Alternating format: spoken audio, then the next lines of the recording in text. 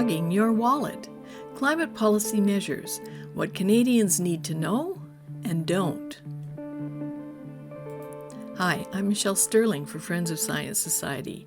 Robert Lyman has put together a new report with files from Rob Scagel, and it's quite a complex work that they've done. They had to go and do a lot of digging through different departments in the government, different NGOs, different UN reports to try and find out exactly how many climate policies we have in Canada and what it's costing all of us. And believe me, it's a real tangled mess.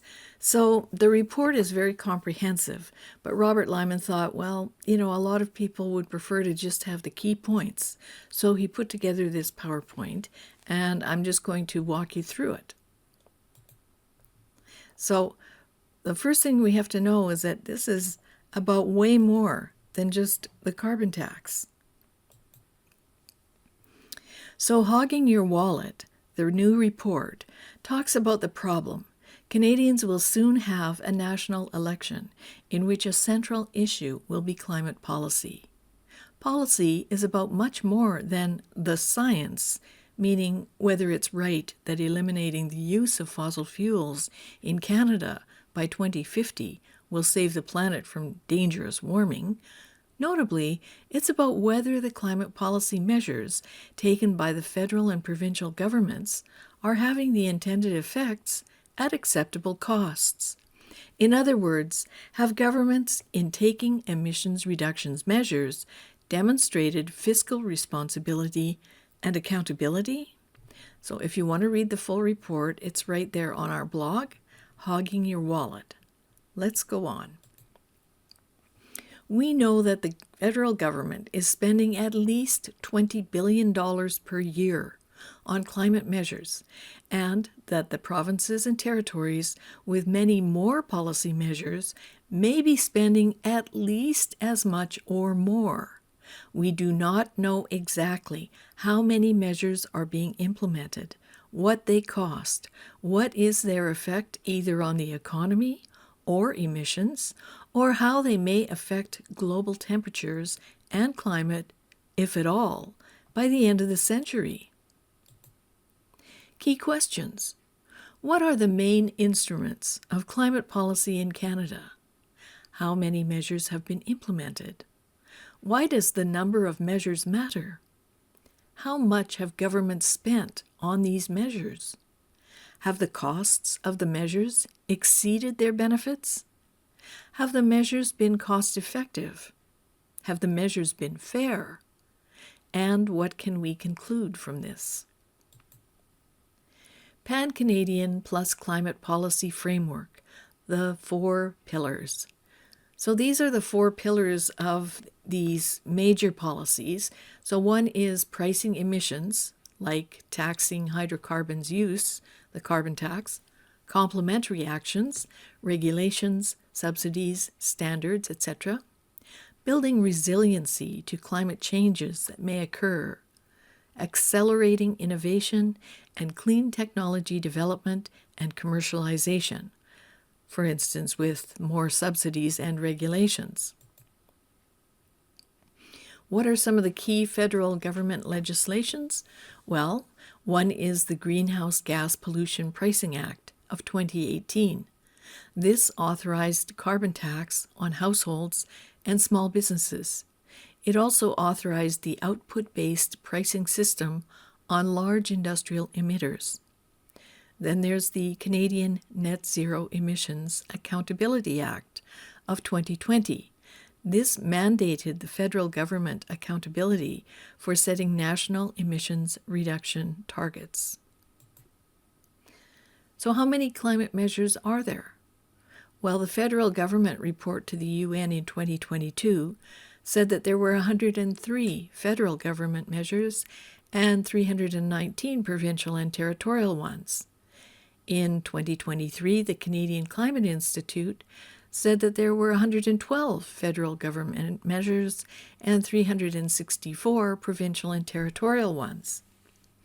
In 2024, the Canadian Climate Institute said there were 71 federal measures and 256 provincial and territorial ones. And the federal government report to the UN in 2024 said there were 140 federal government measures. Now, why does the number of measures matter? The federal government claim is that emissions pricing, carbon taxes, is the centerpiece of the national climate strategy. In fact, it is not, and the economic efficiency advantages claimed are non-existent. There is widespread overlap, duplication, and pancaking of similar measures. This makes it impossible to evaluate the marginal effect of each new measure. And how much have governments spent on these measures?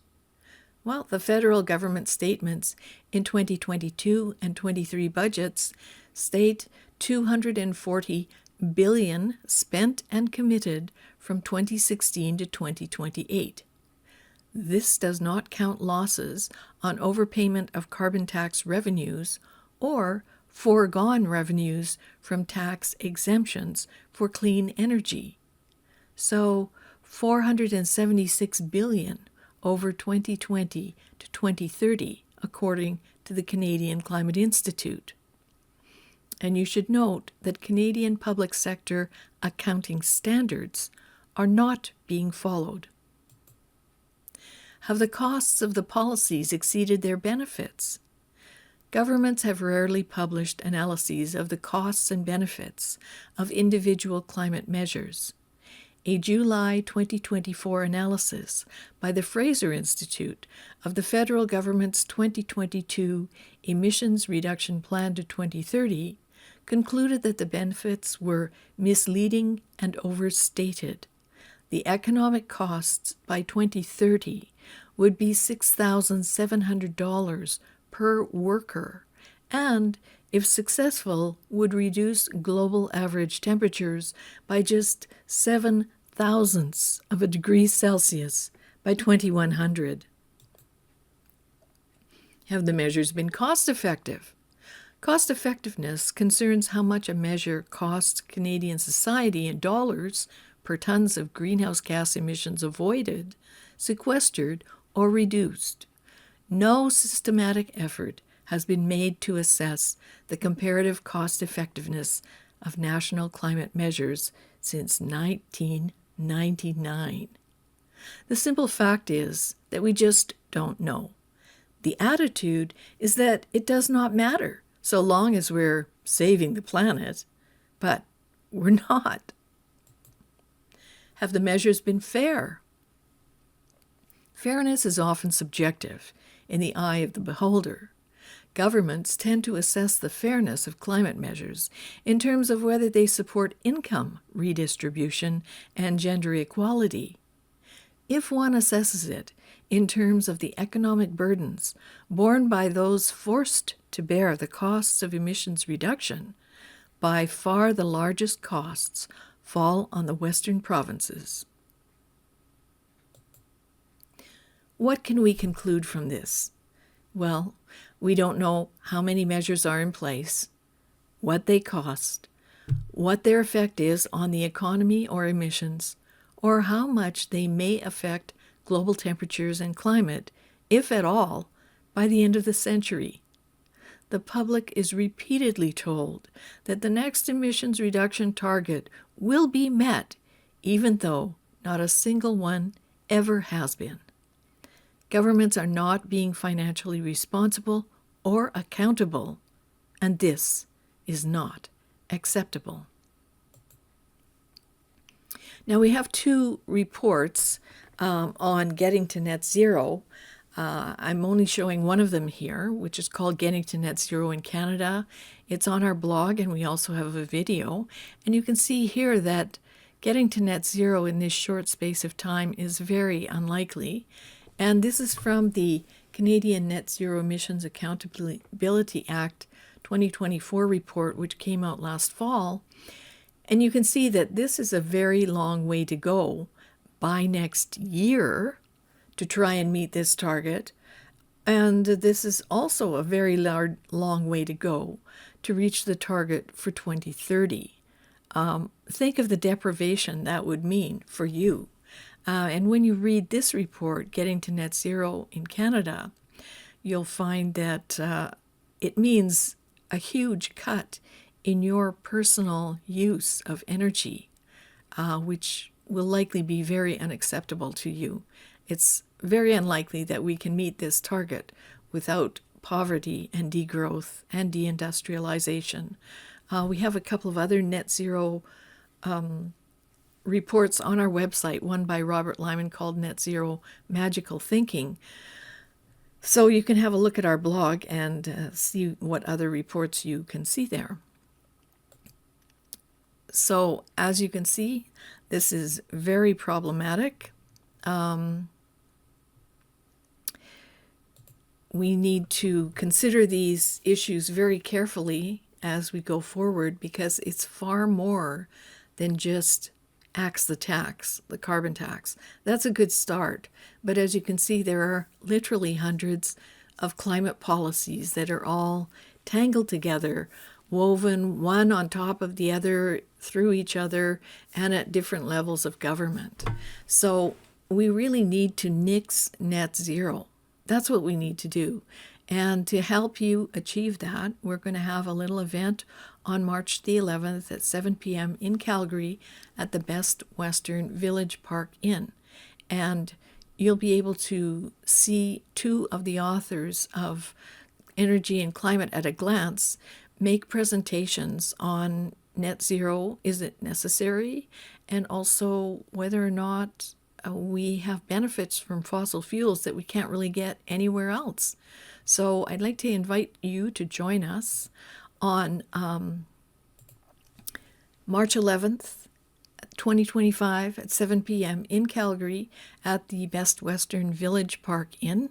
So we'll have an in-person book launch. The books will be available. There's no obligation to buy them. The books are called Energy and Climate at a Glance. Ron Davison and Paul McRae will be presenting. They're both contributing authors to the book. There's an optional live stream, and you can order your tickets online on our website. So the idea is to provide you with the facts that you need to make the arguments that you need to make with your friends, family, neighbors, influencers. You need to know, is it possible to reach net zero? I showed you those graphs. It doesn't look very possible, does it? Have you seen what's happening in other parts of the world, like the UK and Germany, which are both experiencing rapid degrowth and deindustrialization and rising costs for their citizens? They have adopted policies that are similar to ours, but far more stringent. So they're a little bit further down the road than us.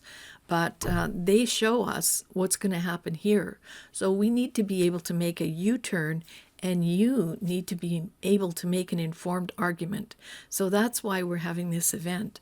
And so what we hope to accomplish is to provide you with the tools you need to make the arguments to protect your pocketbook. So one of the other things you can do, of course, is to go to our blog and read Robert Lyman's latest report, Hogging Your Wallet. So that's posted on our blog, and once you get to our website, you can also order tickets either for the live stream or the in-person event at the Best Western Village Park Inn in Calgary, March 11th, 7 p.m. I hope to see you there. Thanks for listening and watching this presentation.